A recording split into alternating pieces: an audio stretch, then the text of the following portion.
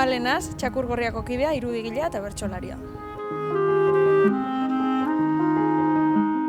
Askotan galdetzen dozku zergaitik deitzen garen Txakurgorria, eta egia esan praktika izateagaitik. Ze idatzi gendun eta ilustratu gendun liburu bat holan deitzen zana, eta azkenean igual praktika eta alperra izatean kalteak edo izango dire, baina holan deitzen gara.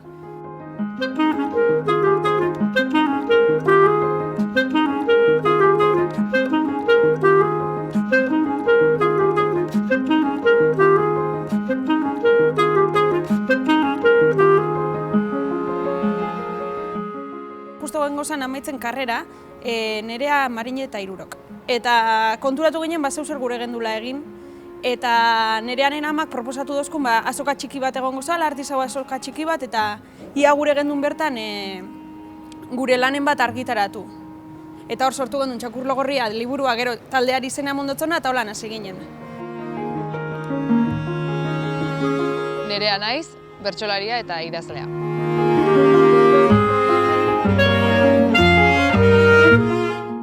Bertsolaritzari eskerra ezagutu genuen elkar Txakurgorriako hirukideek behintzat, eta nik uste horrek esan nahi duela badauzkagula antzeko zaletasunak, edo pixkat ez dela hain kasualagu elkartu izana, perfil antzerakoak edo garelako umetatik, sormenerako idatzi, poesia, bertsoen mundurako tendentzia bat edo nolabaiteko filia bat badugulako, eta gero Txakurgorrian bertan ere egin ditugun proiektu askotan bertso bidez ere sortu izan dugu, ez bakarrik prosa bertsoak ere idazten ditugu, orduan gure tresna bat gehiago da sorkuntza prozesuan.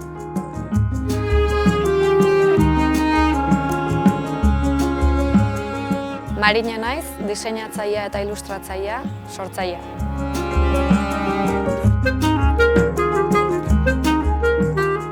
Lanan prozesua izaten da, aurretik esan bezala kolektiboan ibiltzen ganez iristen denen lan bat edo guk abia puntu hartzen duen lan bat iteko gurea izan da ere laurok biltzen geha, eta ideia orokor hori lauron artean zehazten dugu eta aliketan mami gehien ateatzen dugu, ez? Pentsatzen daudenon artean nola egin, ze forma eman,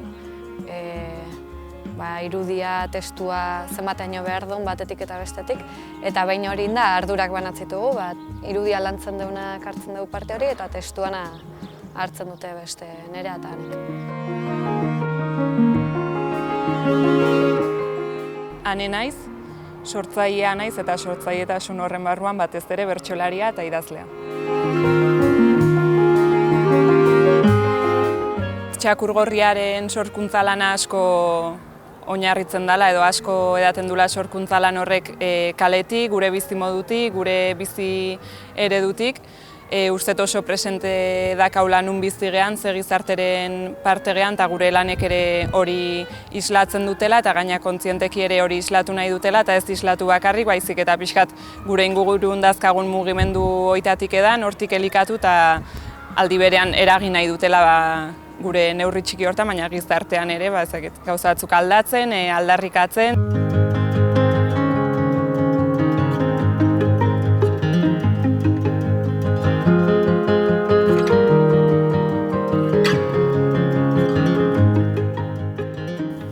Txakurgorriaren helburu orokorrak, lehen esan duten moduen da, burutik pasetan daskun oro, sortzea eta aloa da gero argitaratzea.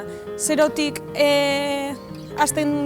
lana hasten den momentutik amairara arte, prozesu guztia kolektiboki bizi dugu, kolektiboari garrantzi handia emoten dutzegulako.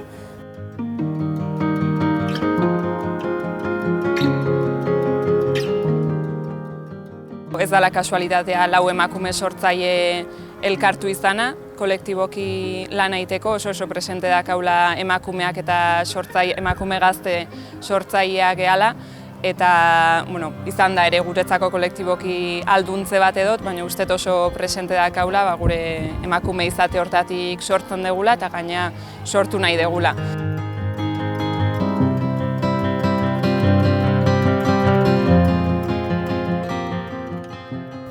Ilustrazioak egia esan gaur egun gure egunerokotasunan garrantzia handia deko. Azkenean, hitzari eta irudiari moten dutzugu garrantzia Txakurgorrian, eta gaur egun da igual irudiari gehiago begiratzeko joera, eta hori dana, baina beti zen da alor bat testuaren menpedo dauen alor bat, ez? Beti bigarren mailako sormen lantzat moduen hartu da, orduen nire personalki Txakurgorrian da kriston aukera azkenean biak batera lantzen dugu zelako eta garrantzi berdinarekin.